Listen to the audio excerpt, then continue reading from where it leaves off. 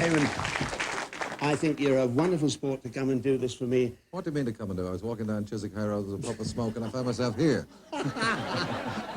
Who writes your stuff?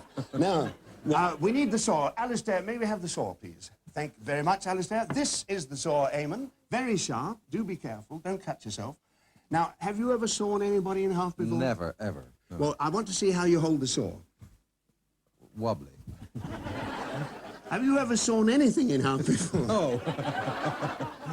Well, I'm not going in there without you having a couple of practice cuts. So would you just... don't be afraid. Have a little... I want to see your action, you see. I haven't even seen this.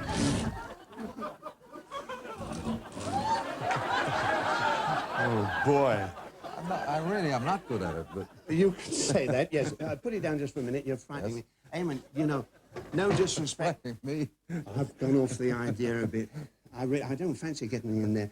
Do you mind very much, Eamonn, if we don't do this one? I tell you what I would prefer to do, with your permission. The answer is no. I would like to show you a very special bit of magic. Oh, that's different. In your honor, that a lot of your good friends and I have been practicing. Because, you see, tonight, Eamonn Andrews, this is your life.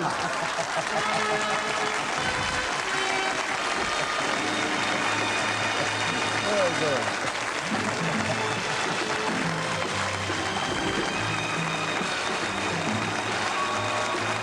Come on, what do you... Trust me. You really?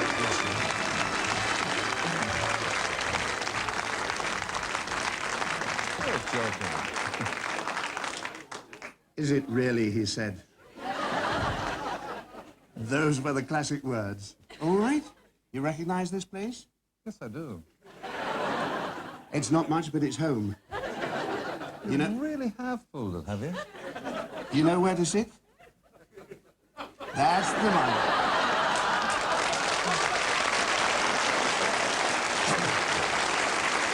Wow, beautifully done. All right, now. Eamonn, may I stand in just for one night?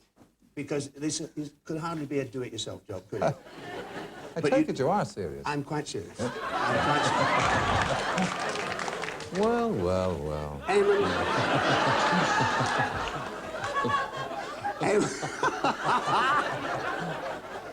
Eamonn, when this is your life is inevitable, sit back and enjoy it. That's what I always say. Yes. Now, you see, my friend, I saw them do this for you, nearly 20 years ago. I watched that one, and of course, a lot has happened since then, and just for the record, you really are surprised, aren't you? I'm more than surprised, I'll tell you. Well, I honestly think that I've got all my facts right, Eamonn, because I've been checking up on you with a good friend of mine, your wife, Groinia. Now, you telephoned her in Ireland less than an hour ago, is that right? I spoke to her on the telephone, and it appeared that I phoned, and she said she was from Ireland. Well, you thought you were speaking to her in Ireland, but with special post office assistance, we rerouted the call to these studios, and we've been hiding her, and here she is, your wife, Groinia. Oh, no.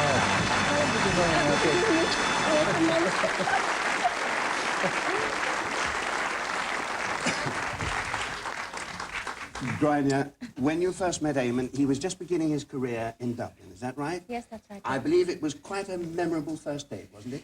Yes, the first night we were introduced, he suggested leaving me home. But when we got into his car, he had no petrol and he had no money, so he had to borrow 10 shillings. Who did you borrow the 10 shillings from, Eamonn?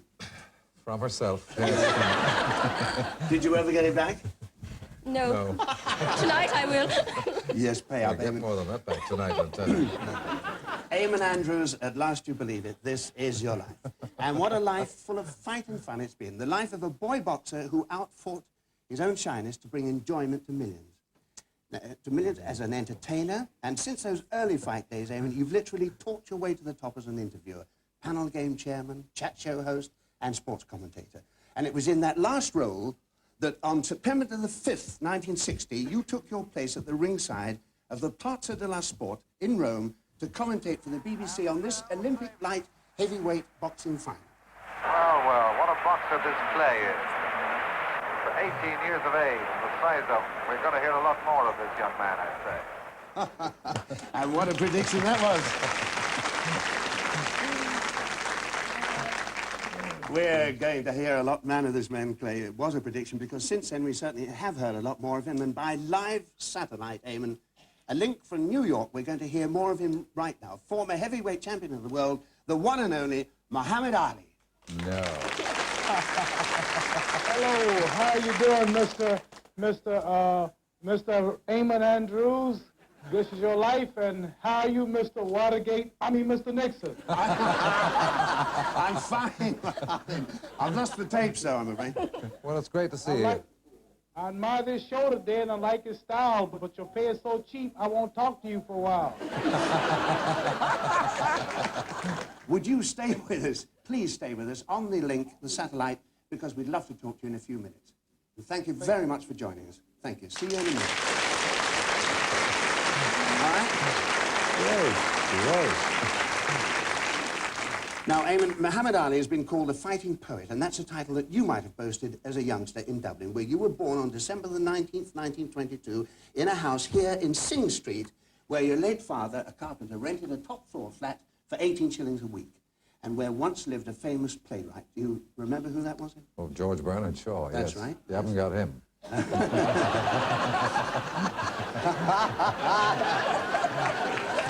Are you supposed to do that sort of thing? No, sorry. It was... Now, that's... He was... No, I haven't done this before. Don't put me off. Now, he was born in the same street as one of the world's literary greats, and you were brought up in a tough scene in Dublin, and it's hardly surprising that the little fellow we see here grew up with two loves, writing and fighting. The fighting came after you'd handed over sixpence to join the St. Andrew's Boxing Club in York Street, and the writing at school and at home, where you penned poetry, plays and essays in the tiny front room. And it was something you wrote when you were 15 years old that caused real excitement in the Andrews household. You'd gone to school when a letter arrived announcing you'd won first prize in an essay writing competition. You remember what the prize was? It was a bicycle, yes. A brand new bike, yes. I was so thrilled, I just couldn't wait to tell him. That's right, and when she learned of tonight's surprise, she couldn't wait to get here from Dublin. Who else? Your mother. Ah, listen now. God almighty. I was going to keep the secret. And with her, of course, your sister Trouser, and your brother, now a sports commentator himself. No, sorry. Oh, I really hold on. Now, Mrs. Andrews, tell me, when Eamonn won the bike, you rushed straight down to his school to tell him. Now, was he pleased? No, he wasn't very pleased. He was a bit embarrassed to be selling in front of all the schoolboys there, you know. He was a bit shy in his way at that time.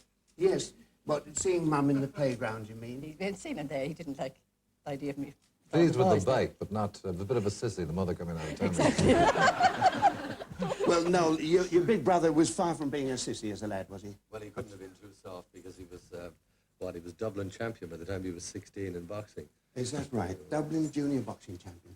Well, now, Trouser, as a little girl, you helped pack Eamonn's boxing gear before he went off to a fight, is that right?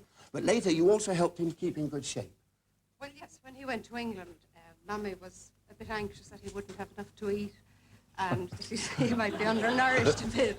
So she got the butcher to get thin slices of bacon, so rasher bacon, and she put them in the sheets of the newspaper, folded up the newspaper, and posted them as ordinary newsprint.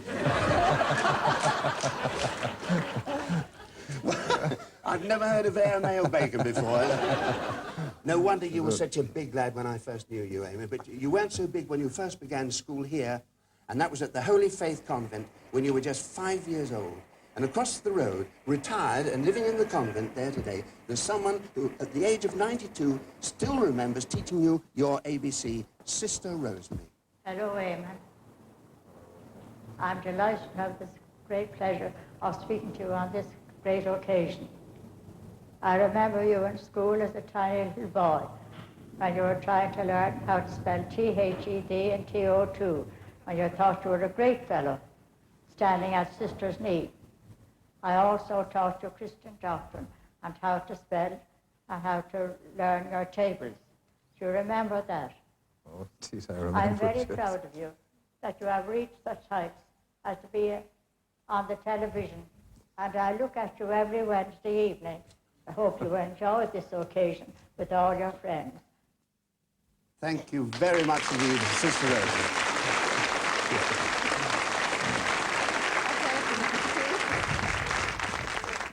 Now, from the convent, Eamonn, you went on to the Christian Brothers School in Sing Street. And there you are, aged 8, hiding in the back row.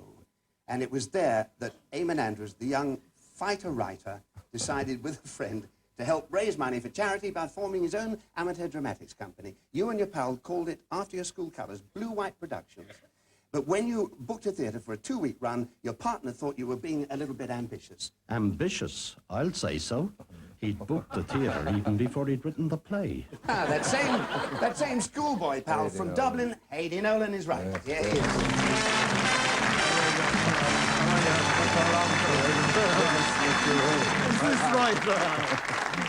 Well, tell me something. Did the show go on all right, Haydn? Oh, it went on all right. Yes. He eventually wrote the play, and even when one of our actors fell out at the last moment, he took the leading part. The starring role, no less. The starring role. Well, we've got a programme from that play of yours 29 years ago. It was called The Moon is Black, and it was put on at the Peacock Theatre. And here's the programme. The producer was your father. The author and leading actor was yourself, and we've got another picture too. Here we are, stage left, another schoolboy pal. That was that great actor, the late Jack McGowan. And stage right, a determined young thespian, Eamonn Andrews. Oh, I can't believe that picture. Well, it was true. It was true. Now, Hayley, must have been a very proud night for all of you. But as well as the programme, you've got another souvenir of those early days, I think. Oh, I have, and I Yes? brought it with me. Good, good. It's actually the minutes of one of the meetings of our committee after a previous production. Maybe he'd like to read it. I think I shall now call on Mr. Eamonn Andrews to read the minutes of that particular meeting. Right, just read the bit underlined, would you, That Eamonn? Mr. Andrews Jr. should be censured for not knowing his lines of the last production. Thank you very much.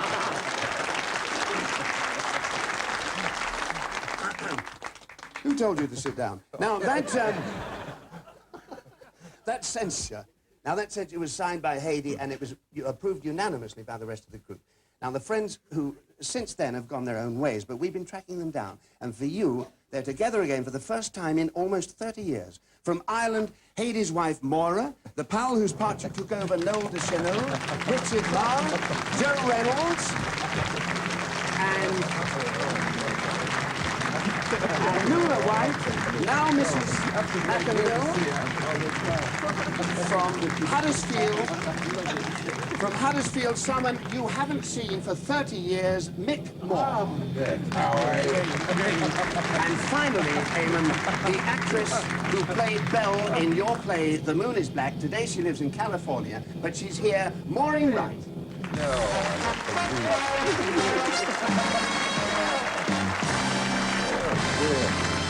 Well, thank you very much, Haydn Nolan and the stars of the Blue White Productions. Thank you very much. Well, I'm not surprised that you couldn't remember your lines, Eamonn, because at that time, well, for you, there just weren't enough hours in the day, were there? When you left school, you took your parents' advice to get a steady job and you went to work here. And this was at the Hibernian Insurance Company in Dame Street as a junior clerk where you were paid the princely sum of £1 a week. But you boosted that income by writing boxing articles for local newspapers, which led to a part-time job as a radio commentator. You set about building a new and exciting career in broadcasting, but in your spare time, you're still boxing. And there can have been no more exciting night for you than December the 16th, 1942. That was just 3 days before your 20th birthday. Now, you were at the National Stadium in Dublin with just one aim, the Irish Junior Middleweight title.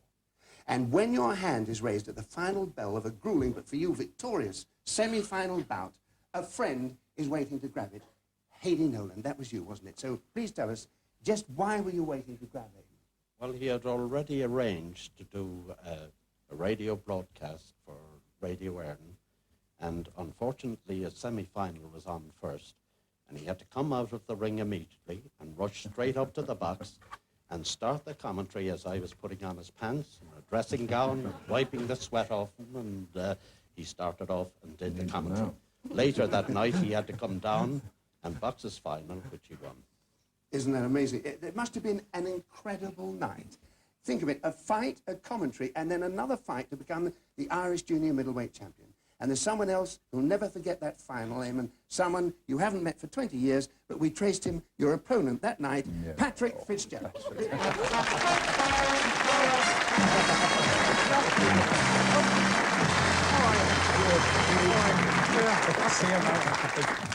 Now break, when I turn it to break. I thought there was going to be a punch-up then. Now, I know that Patrick was impressed with your performance that night, but I wonder whether Muhammad Ali's in New York is. Muhammad, a fight, a commentary, and then another fight. It's not bad going, is it? Well, I think that's good for people of his ranking and standing. But as you know, myself, when you become as good, or maybe you may say as great as I am, you can fight and do the commentary at the same time. You can fight and do the commentary at the same time. Thank you again, Muhammad. Thank you. Well, now, Eamonn, having made a name for yourself in the boxing ring, your burning ambition was now to find fame outside. With a friend, you set up your own company, impressively called the Broadcasting Company, but housed in a small and very dusty garret. And from there, in your new role of disc jockey, you made sponsored radio programs, but when you were offered the job of comparing a new stage quiz, you jumped at it. And even though it meant doing a radio program in Dublin at lunchtime, then driving a battered old car 120 miles to be on stage at the Savoy in Limerick at night. I tell you, I never believed the book was so heavy. Really, no wonder he's got a strong right arm. Eamonn, by 1949, you'd made your name in Ireland, but by now you'd set your sights further afield and you were bombarding the BBC with letters asking for a job. I know the feeling. Now, having had no success, you decided that the only way was to put in a personal appearance in London, and the opportunity to do that came on July the 14th when you were spotted on stage at the Theatre Royal in Dublin by somebody who'd already found fame in England. And since then, he's found world fame. We caught up with him aboard the liner QE2, but knowing the surprise you were planning, that we were planning for you, this is what he did when the ship was about to sail from Lisbon.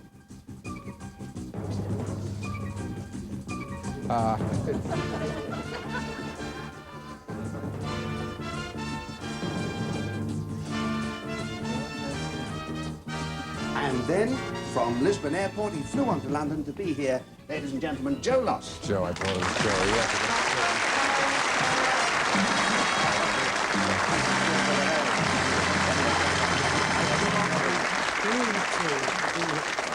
On this memorable night. Joe, I'd like you please to tell us, how did you help Eamonn come to England for the first time? Well, it was just his own ability, really, because I happened to be touring Ireland, and we were working at the Theatre Royal, and on the rehearsal morning, Bender said to me, they always had a very strong feature called Double or Nothing, wasn't it, Eamonn? Double or Nothing. Anyway, I thought if it's good enough for Ireland, I'm going to get him over to England. Then the BBC offered me some broadcasts, so I said, well, do you think I could use this young man? They said, well, we're not too sure. Cost them a fortune afterwards, anyway. But I must say this, that as far as all of us are concerned, I am thrilled to have been given the opportunity to bring into everybody's home somebody who is so natural, so kind, and who the British public love. Thank you for coming. Thank you very much, Joe Loss. Come on, thank you.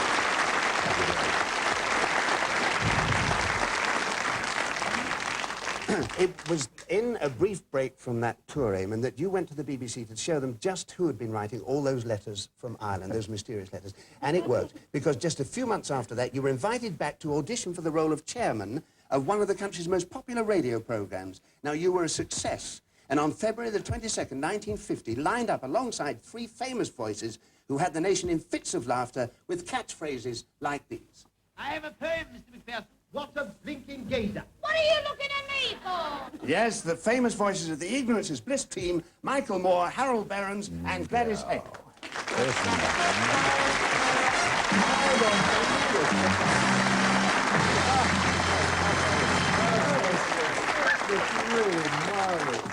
Well, that successful start with Michael, Harold, and Gladys launched you, Eamonn, on a meteoric rise to fame. Now, not only as a radio star in programs like Sports Report, Housewife's Choice, but in television with a BBC program that has particularly fond memories for me and was introduced like this. Well, once once again, let's say welcome to What's My Line and start off in the usual way by introducing the experts. Top of the table we have David Nixon. Isabel Barnett. Barbara Kelly. And Gilbert Harding. Well, sadly, dear old Gilbert is no longer with us, but here tonight to greet you are those lovely ladies of ours, Isabel Barnett and Barbara Kelly.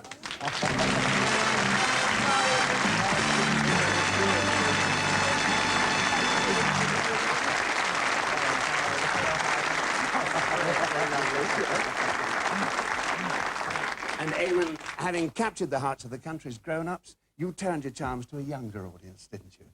The children who tuned in their millions in the 50s and 60s to their favourite programme, Crackerjack. And they're all here, and they're waiting to greet you. Pip Hinton, Gillian Comber, Peter Glaze, and Leslie Crowther.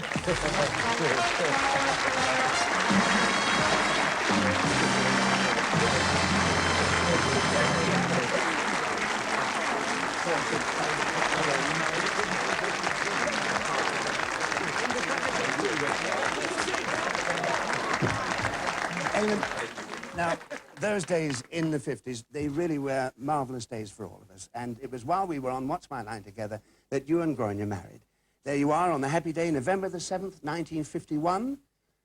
But only 18 months later, Eamonn, Grania was taken seriously ill and confined to a hospital bed. And she was unable to walk for nearly a year.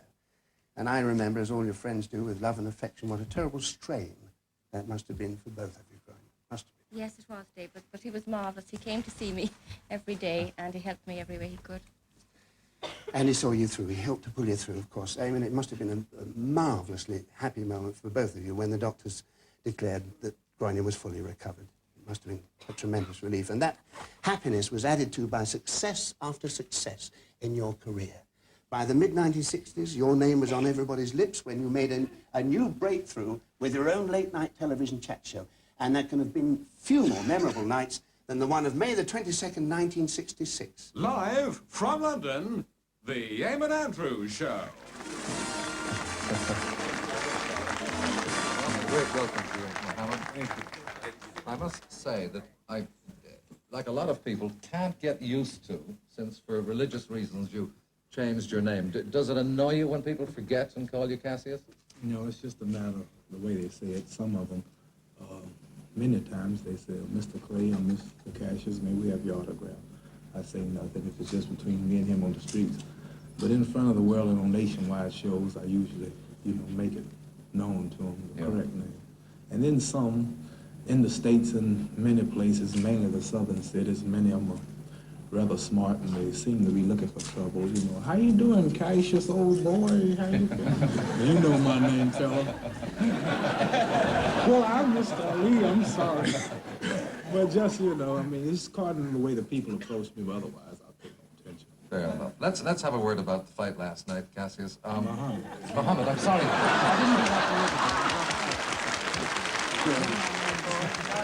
That was a great night for British television viewers, Mohammed. Did it bring back memories for you? He and I have made our mistakes in our lives, but the only thing about his mistakes are he never makes the same mistakes twice.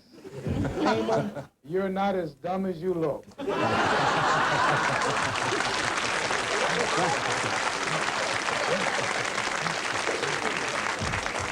Thank you, Mohammed Ali. That was absolutely marvelous. Thank you very much. I think he'd like that in writing.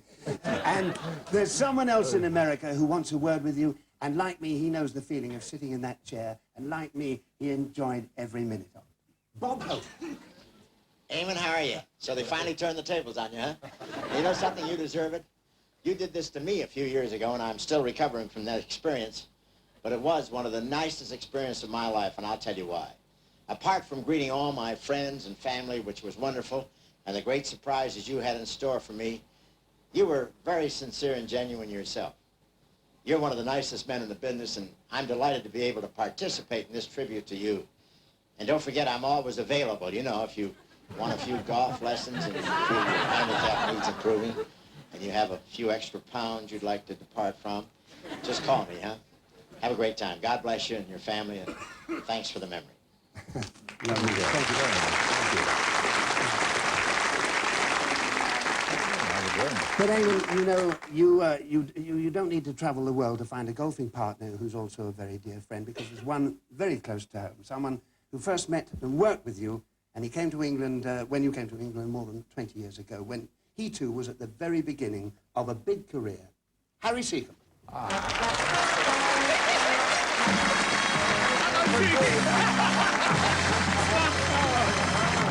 done! Oh! Well, Eamonn. Oh, no, well, Eamonn. And all those years, we haven't changed our hairstyles, have we? Well done. Harry, how are we going to... Just before you go, you've known him all his career. How are you going to sum this fellow up? Well, I won't embarrass him, but I sincerely think that there's one word, I think, that sums him up: compassion. It's a very rare quality today, and he's got it. And I sincerely think that he's a man who cares about people, and that is also rare. And so say all of us, and thank you very much.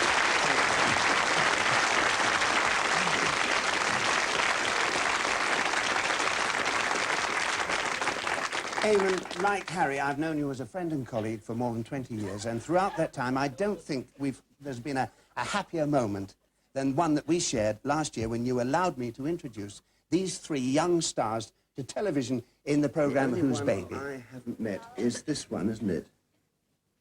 Yes. What's his name? Harold. Pardon? Harold. Harold. Oh. Has he got another name? Yes. What? Harold Wilson.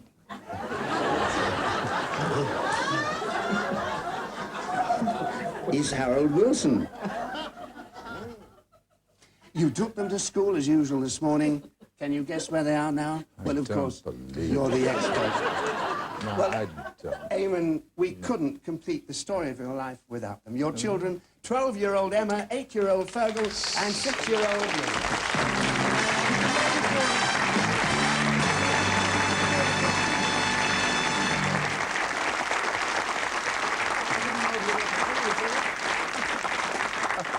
Neil, can I ask you a question, darling? Would you tell us what you call Daddy at home?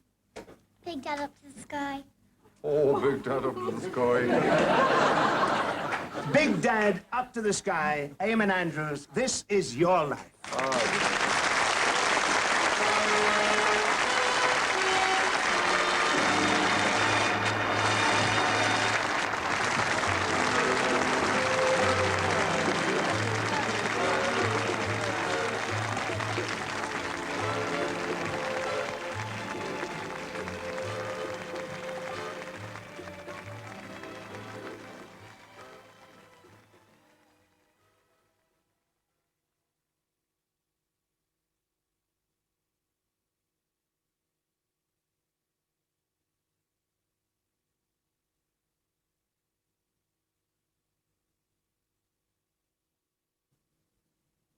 That was a tribute to Eamonn Andrews, a change to our advertised programme, an appreciation of the life and career of the popular broadcaster who died earlier this morning.